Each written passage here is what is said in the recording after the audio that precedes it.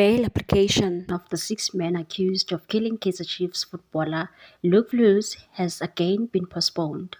The investigating officer was meant to take the stand today but was unable to attend court due to illness. The matter has now been postponed until next Tuesday, May 14. The 6 applicants, aged between 21 and 36, have made multiple appearances as they seek bail after being accused killing Luke at a filling station near Constantia Kloof in Roodepoort.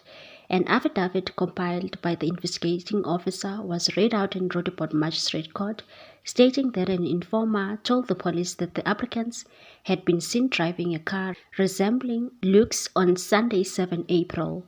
The affidavit claimed that the accused were again seen in the vehicle the following day. Upon entering a yard in Slovoviel, the accused moved an old Mitsubishi to make a room for the red VW Golf 8 GTI as per a witness. Further information in the affidavit claims the motive behind Luke's hijacking was related to a gang that strips and sells automotive parts.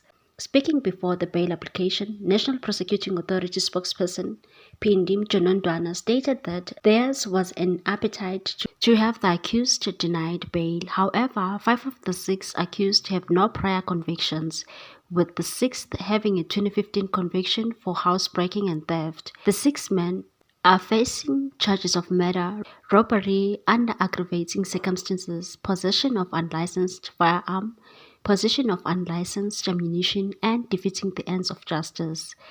Before joining Kaizer Chiefs, Luke played for SuperSport United and Ubuntu Cape Town FC at youth level.